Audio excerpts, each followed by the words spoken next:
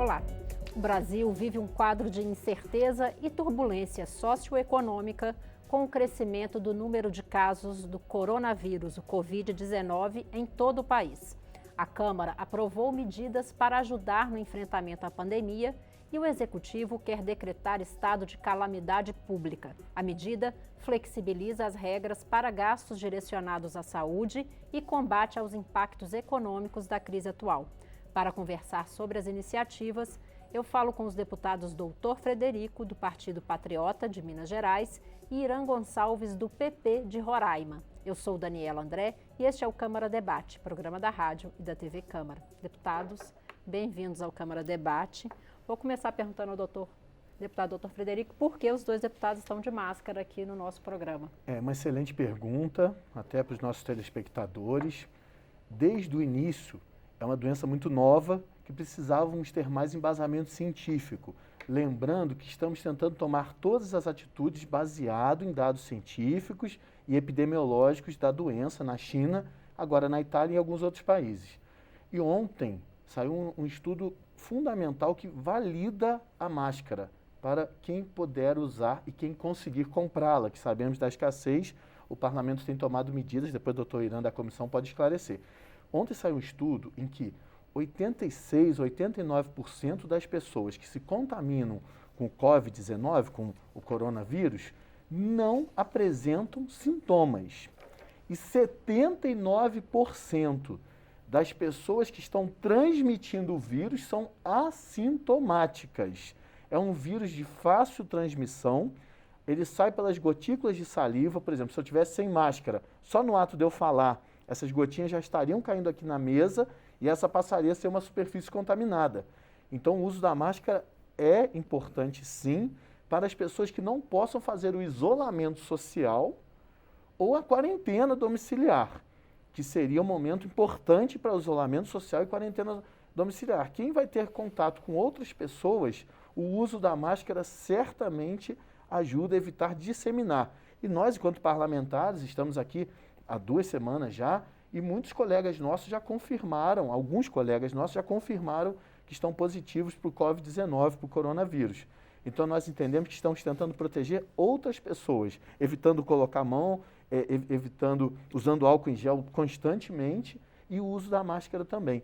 Por isso que eu gostaria até, doutor Irã, explicar quais são as medidas na comissão externa da qual ele participa para tentar retomar essa questão da máscara, que é tão importante e já está em falta no mercado. Aqui, nós estamos em Brasília, as farmácias daqui estão totalmente desabastecidas de álcool gel e especialmente máscaras, até sem previsão de retomada do abastecimento.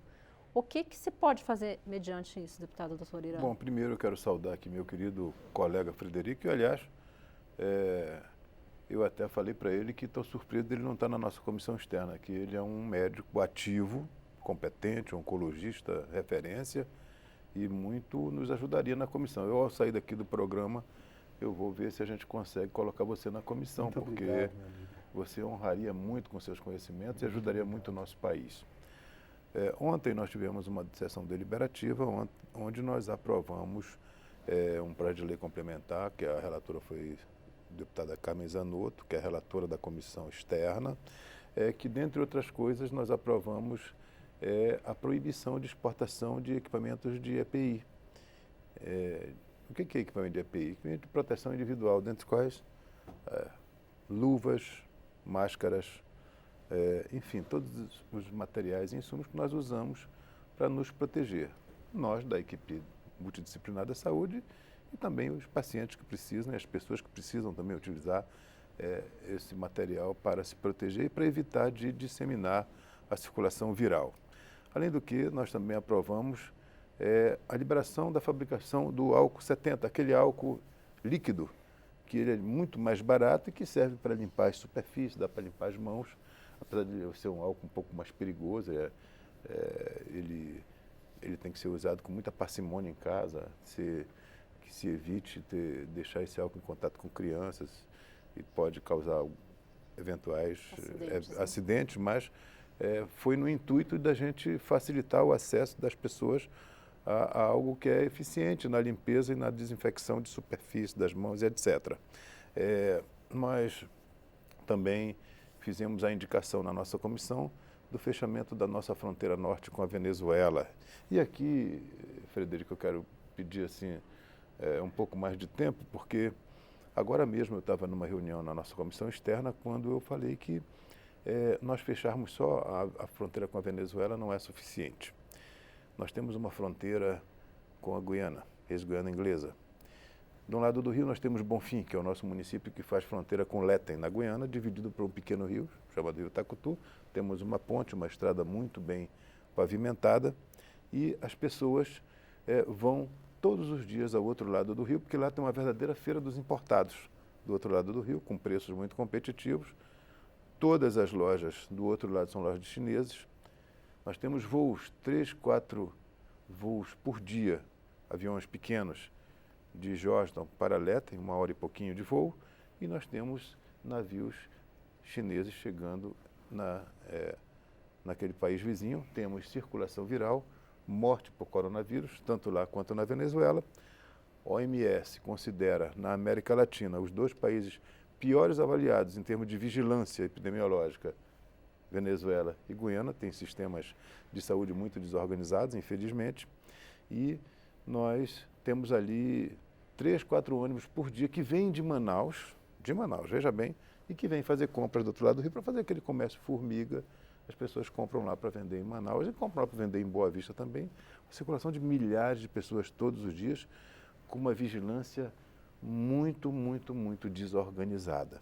E aí eu vou fazer uma continha aqui de padaria.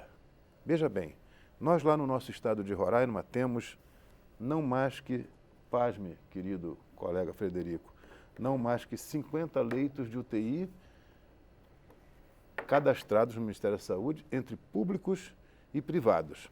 E aí quando o Ministério diz assim, olha, vocês podem alugar, comprar leitos de UTI. Como é que nós vamos fazer? Não tem. No sistema privado, na saúde suplementar, não tem. E nós temos lá 13 abrigos com venezuelanos em extrema vulnerabilidade. Só um dos abrigos, o abrigo Rondon, que é o abrigo número 3, ele tem 1.000 venezuelanos vivendo ali numa situação assim como os pacientes aqui, que a gente fala das nossas comunidades, da Rocinha e tal, que são baixa higiene, um aglomerado de pessoas. Vamos colocar que 800 pessoas desses 1.000 tenham contaminação. Cerca de, vamos colocar 20%, velhos, portadores de comorbidades, diabéticos, hipertensos, renais crônicos, portadores de imunodeficiência como AIDS, enfim, 160 vão precisar de leito de UTI. Veja bem, estou falando num abrigo só. Imagina o caos que é. Então, nós estamos inclusive solicitando, fizemos uma indicação agora, Frederico, de ir ao presidente da República para pedir ao presidente da República que evite essa catástrofe humana que se aproxima lá no nosso estado de Roraima. Esse fechamento tem que ser uma atitude do Executivo ou a Câmara e o Senado podem determinar esse fechamento? Nós aprovamos em tempo recorde um projeto de lei do coronavírus que dá o poder executivo ao presidente da República, poder de ele fechar portos, aeroportos, fronteiras, não é? E nós precisamos fazer isso com o máximo de urgência, porque senão nós vamos ter o que aconteceu na Itália. E está provado, não é, Frederico, que o que as pessoas precisam fazer para ser mais eficaz o controle? As pessoas precisam ficar em casa. Precisam ficar em casa. Aí a gente tem uma outra questão. As pessoas precisam ficar em casa, mas nós temos aí um contingente muito grande de trabalhadores brasileiros que estão no trabalho informal ou no subemprego. Como garantir a sobrevivência dessas pessoas, deputado doutor Frederico? O que acontece? Realmente, a prioridade é salvar vidas. Eu vou tomar a liberdade também, depois da Bela fala do doutor Irã. Hoje, de propósito, eu estou de rosa, porque nessa confusão toda, a gente está esquecendo de um dos meses mais importantes do ano, que é o mês da mulher. E o coronavírus está querendo ofuscar, mas a gente não pode deixar. E o mês da mulher também é um mês que traz esperança para a gente. A gente já tem visto grandes estudos. Eu sou um cientista de formação, um médico oncologista, e eu acredito na força da ciência. Acho que em breve nós teremos um avanço muito grande em relação ao tratamento. Por isso que nesse momento a prioridade tem que ser, sim, o isolamento social. Mesmo diante do impacto econômico, eu sei, a gente sabe, a gente sente na pele, pessoas da minha família que tem um pequeno comércio e que tende a quebrar. Entendeu? A gente sabe que isso vai ser de uma forma disseminada. Porém, a gente tem uma esperança muito grande de uma nova medicação, também foi publicado hoje, que pode ajudar. E se não for essa nova, vai sair outra. Está muito próximo, é o mundo inteiro pesquisando isso. Então, se a gente segurar agora, que os casos estão começando no Brasil, certamente a gente vai poder retomar nossa atividade econômica mais precoce. Quanto mais nós retardarmos o isolamento social, a permanência das pessoas em casa, mais essa infecção vai crescer, depois vai ser meio que obrigado, porque a hora que nós estourarmos o nosso sistema de saúde, que com todas as dificuldades é um sistema de saúde muito bom, para nível de CTI, melhor que a Itália, por exemplo, nós temos uma relação leitos de CTI e população no Brasil, claro que o norte sofre aí, mas no Brasil melhor que a Itália. Mas quando nós estourarmos essa capacidade, a situação não vai ter jeito, vai ser como a Itália hoje. Hoje a gente orienta, a Itália é obrigado, ninguém mais sai de casa. A gente tem visto aí vídeos de arrepiar. Então, nesse momento, temos que priorizar sim o isolamento. Para quê? Para que dê tempo de chegar as novas tecnologias e aí a gente debela a infecção. O H1N1, por que o H1N1, que é um vírus muito mais letal, muito mais poderoso, com muito mais chance de levar à morte, por que ele foi mais tranquilo? Porque o medicamento chegou rápido. O Tamiflu, né, chegou rápido. Mas nós estamos muito próximos do teu remédio. Então, nesse momento, acho que é chave para o brasileiro focar todos os esforços para que faça o isolamento social, faça a quarentena, até com essa informação que todos os assintomáticos podem transmitir. Mudança de cultura, que é difícil, não cumprimentar, não abraçar, manter a higienização da mão, nesse momento é fundamental para que a gente coloque a transmissão mais para frente, para que a gente tenha tempo de combater adequadamente a doença. E só para finalizar, medidas econômicas têm que ser tomadas sim. A gente teve o exemplo do presidente norte-americano que já colocou que vai entregar $1.000 a cada americano, vai fazer um programa gigante de distribuição de renda.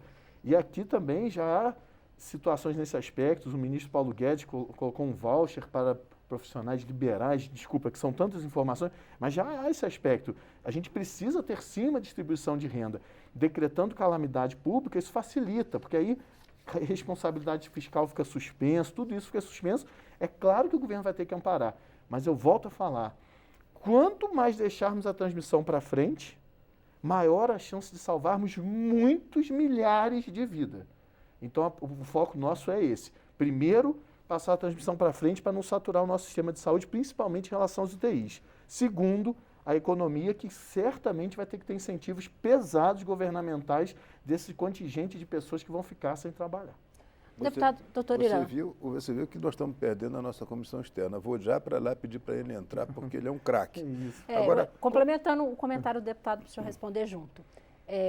O ministro Mandetta previu, que também é deputado, previu que o ápice dessa crise é daqui a 45 dias. Que proporção isso pode ter daqui a 45 dias? Qual é esse tamanho? Isso que ele falou vai ao encontro do que o Mandetta está pensando, porque o que nós estamos fazendo? Nós estamos estudando as evidências, porque se tornou uma pandemia, está no mundo todo, não é? E toda vez que há circulação viral no país, circulação comunitária, há um aumento vertical do gráfico de transmissão e novos casos. O que nós estamos fazendo, pedindo para as pessoas ficarem em casa?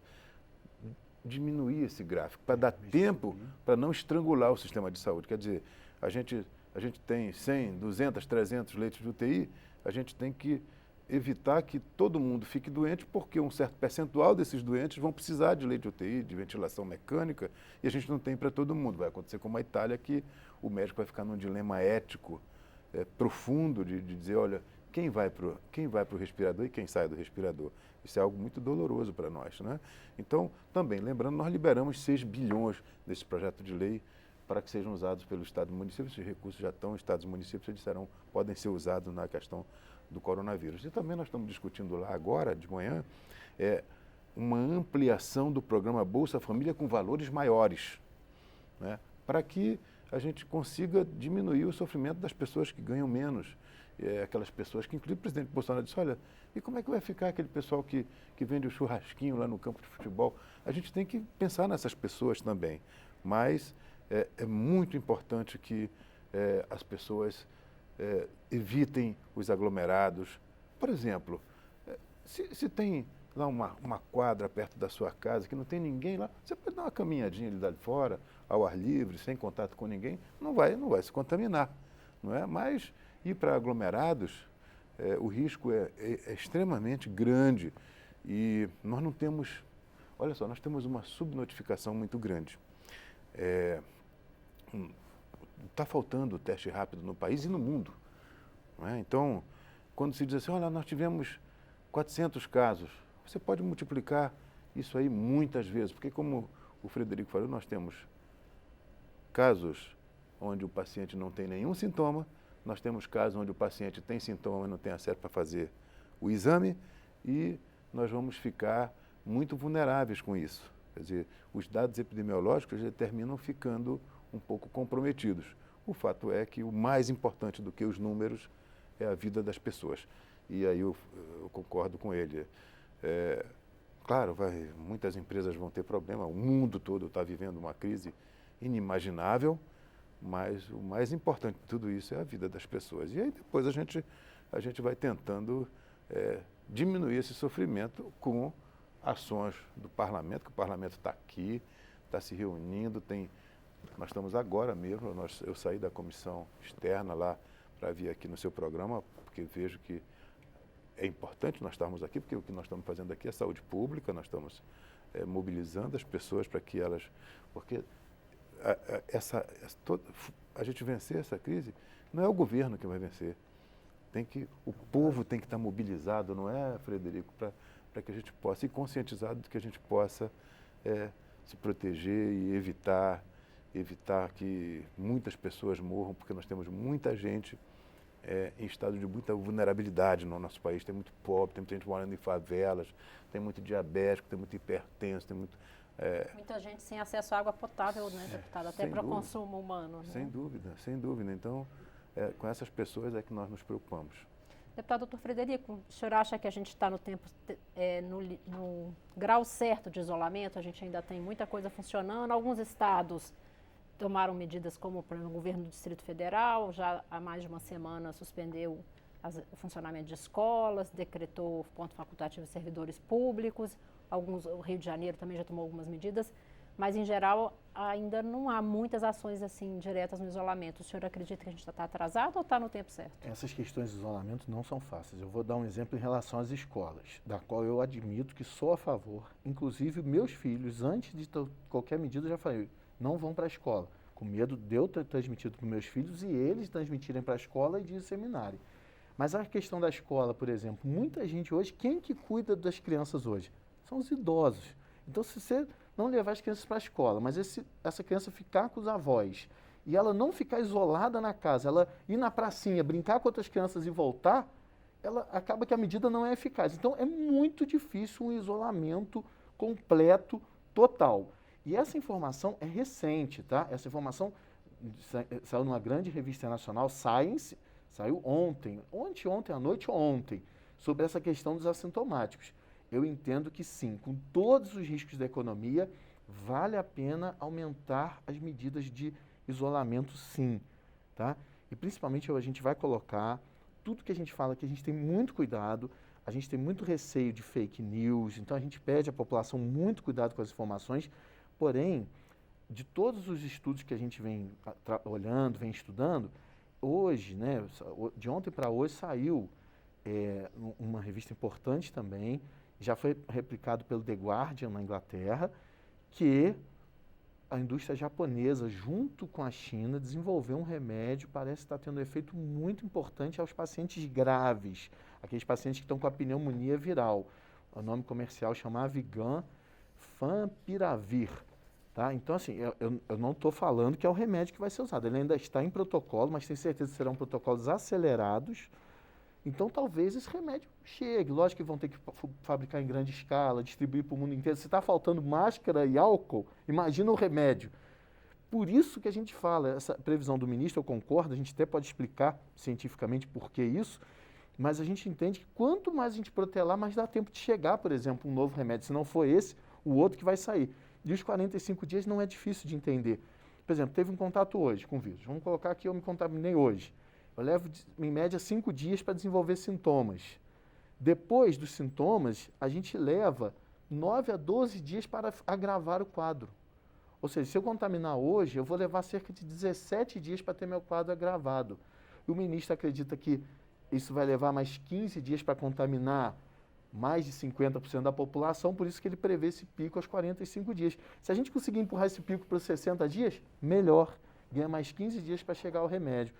A gente tem que incentivar toda medida de isolamento, sim, essa é a minha opinião pessoal, mas eu quero focar também. Eu sou um deputado, médico, estou estudando muito sobre esse tema, estou participando. Estamos aqui com o doutor Irã, que é uma honra. O doutor Irã, que é uma grande liderança, uma das maiores lideranças da área da saúde aqui no parlamento, mas queremos ressaltar, eu posso ter minha opinião pessoal, que ela representa os meus eleitores, mas a equipe técnica do Ministério vem realizando um trabalho fantástico. E a gente vai seguir a recomendação sempre da equipe técnica do Ministério da Saúde. É um momento em que as questões políticas e ideológicas precisam ficar um pouquinho afastadas e a gente entende que o Ministério da Saúde e a equipe técnica tem que colocar as orientações e nós temos aqui os meios de imprensa, como Parabenizo a TV Câmara e todos os demais meios de imprensa, informar para proteger a população. Nós vamos estar protegendo a todos. E só finalizar nesse bloco, foco nos idosos, tá? Realmente todos os estudos, todas as estatísticas da China, da Itália, agora as novas saindo também, os idosos, e vai aumentando. A partir de 60 já tem um risco maior, 70 aumenta, mais de 80 chega de 9 a 15% de mortalidade, um número altíssimo.